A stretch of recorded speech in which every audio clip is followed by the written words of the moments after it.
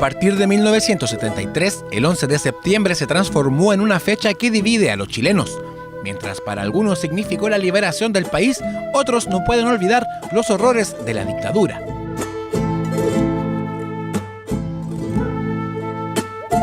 El golpe de Estado y posterior gobierno militar liderado por Augusto Pinochet dejó cerca de 40.000 víctimas y más de 3.000 muertos. En Iquique por esos años existió una verdadera cacería. Bien lo saben familiares y expresos políticos. Sus testimonios grafican parte de cómo se vivió la dictadura aquí. Fue una matanza había orden de Estados Unidos, de la CIA, de liquidar a cualquier miembro mirista, comunista, socialista, que estaban ya pichados porque había que cortarlo. Y eso fue y hasta la fecha, por ejemplo, usted ve que hay miles de desaparecidos todavía. Y de la noche a la mañana me avisan de que mi esposo no llega más.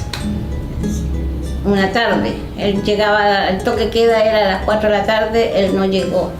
Salí a la calle sin siquiera tomar en cuenta de que estábamos en toque queda y me dicen que el auto que conducía él estaba ahí en el telecomunicaciones. Yo escondí en mi casa a varios compañeros que posteriormente fueron asesinados, el Beto Cantoro Castillo, el Nelson Márquez, de porfiado, no se presentan a trabajar, no se presentan acá, lo seguimos escondiendo, se presentan, nos tomaron preso, apisados y fusilados. Al otro lado también había un grupo de sujetos que tenía absolutamente convencido de que nosotros éramos enemigos y que esto era una guerra, porque ese fue el trabajo de la inteligencia, convencer a esas personas que efectivamente esto era una guerra y eran ellos o nosotros, aunque nosotros no tuviéramos nada con qué defender, pero eran ellos o nosotros. Se estima que al menos 35 prisioneros iquiqueños fueron asesinados en los campos de concentración entre los años 1973 y 1974. La tortura y la violencia psicológica era un método recurrente durante la estadía en las prisiones. Una herida que nunca cerró para los sobrevivientes. Muchos quedaron con complicadas secuelas o daño neurológico. Mi esposo llegaba, se sentaba en un rincón ahí en cualquiera, cruzaba las piernas y era fumar y fumar, parecía un chino, un gitano viejo, un chino viejo. Para mí era encallado, mi marido era muy encallado, tremendo gallo. Entró con 78 kilos. ¿Y sabes con cuánto salió? Con 47 kilos de bisagua. Perdió, era un esqueleto caminando, ¿no? Ahí fue una presión fuerte, psicológica. Me hicieron correr por el patio con disparos falsos. Amenazaba mucho a mis hijos. Yo tenía, en esos casos, 2 hijos menores que eran militantes del Partido Comunista. Nunca hemos querido psiquiatrizar, ¿cierto?, este dolor y esta huella que dejó la dictadura en muchas personas. Pero efectivamente hay personas que quedaron muy dañadas, por ejemplo, con depresiones crónicas, con estrés postraumático, con trastornos de ansiedad graves. Algunas personas también, lamentablemente, con adicciones, porque el daño fue profundo. Una persona que es torturada y que sobrevive nunca va a ser la misma. Y de acuerdo a los estudios internacionales indica que este tipo de represión afecta hasta la 5ª generación. Entonces, las huellas son tremendas, dejadas a los nietos, a sus hijos, a las viudas, a sus hermanos. Son huellas tremendas en que el Estado aún no se hace cargo. Una responsabilidad que, según sostienen los afectados, a 44 años debe traducirse en una reparación digna de parte del Estado chileno por los horrores cometidos. Exigen al fisco 2.000 UF para cada familiar o víctima de la dictadura, un monto cercano a los 53 millones de pesos.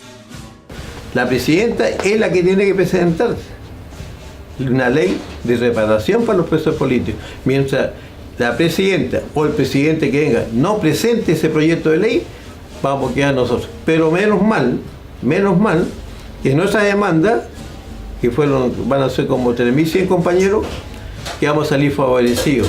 Pero el resto de la gente va a quedar sin nada.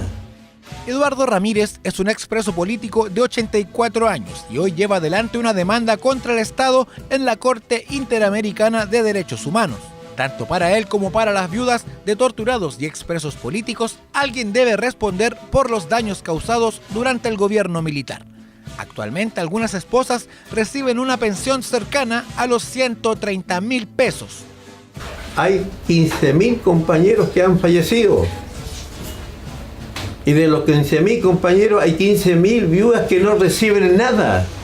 Porque nosotros tuvimos que sacarnos la mugre para que nuestros hijos no supieran, no vivieran en lo que nosotros vivimos. Fueron dramas, no fueron situaciones, se nos llevaron a nuestros esposos y después nos dejaron súper bien. Quedamos todas con casa, con tremendas pensiones. Tenemos pensiones miserables, las viudas que ni siquiera las quisieron tomar en cuenta en cierto tiempo.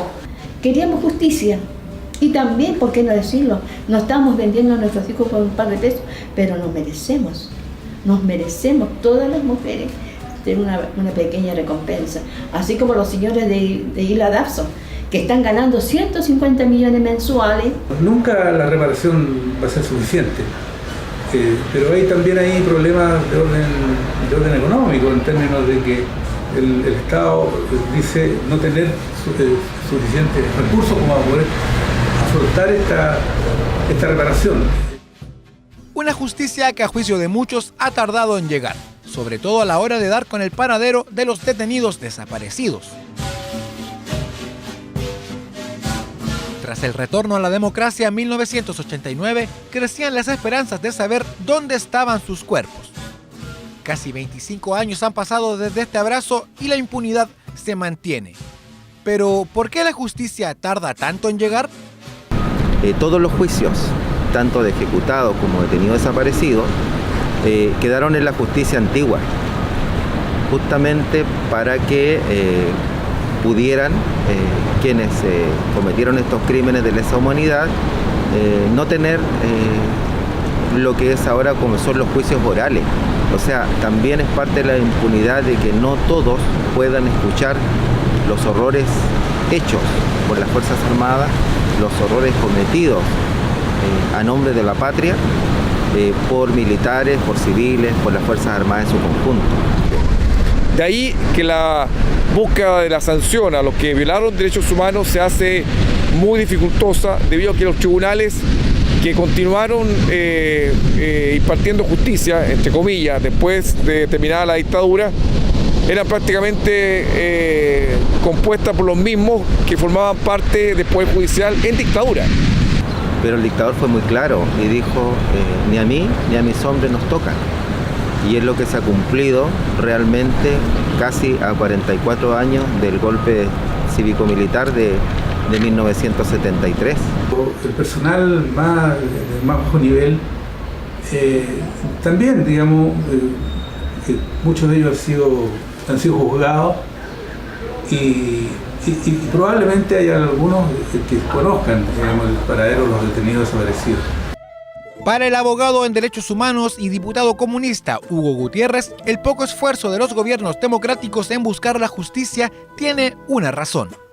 Y hasta el día de hoy, lamentablemente, el compromiso de muchos de los partidos políticos, si no casi todos, ha sido acomodarse a la institucionalidad vigente, sin cuestionarla, sin perseguir a los violadores de derechos humanos. De hecho, ellos han contribuido a que este país no tenga memoria y se olvide de lo que sucedió durante la dictadura, cuando lo que se requiere es justamente hacer memoria para que haya justicia. ¿Quiere decir que ustedes se acomodaron al poder en el fondo, que les pareció más entretenido? Sí, yo creo que muchos partidos políticos de izquierda y centro izquierda les gustó la institucionalidad y sobre todo lo llenó de privilegios.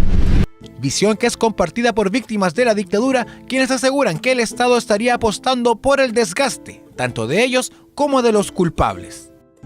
Decide, y porque no les interesa, lo que están esperando es que nos muramos, para que ya desaparezcamos y no molestemos más. Es una generación que ya todas está exterminándose. ¿Cuántos compañeros se han ido? Y quieren imponer una impunidad biológica que se está dando. ¿Y qué quiere decir? De que muchos piensan es venganza porque un militar va a los 92 años preso, y no es así.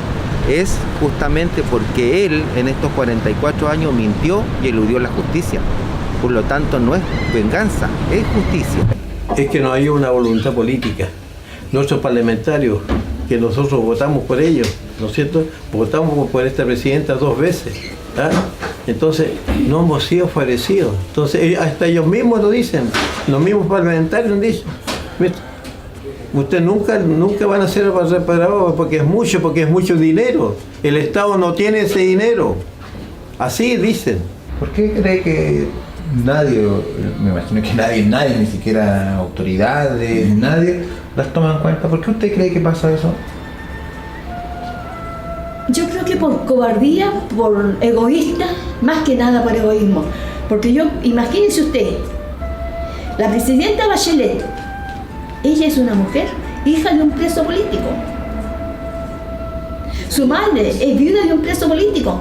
¿Cree usted que a la Bachelet le pagan 130.000 pesos mensuales? Que la madre de la Bachelet gana 150.000 pesos mensual como lo pagan a uno por la ley, ¿vale? A 44 años del golpe militar, las secuelas son enormes y se han extendido en la vida de los afectados por la represión. Pero están seguros de que la justicia, aunque tarde, siempre llegará.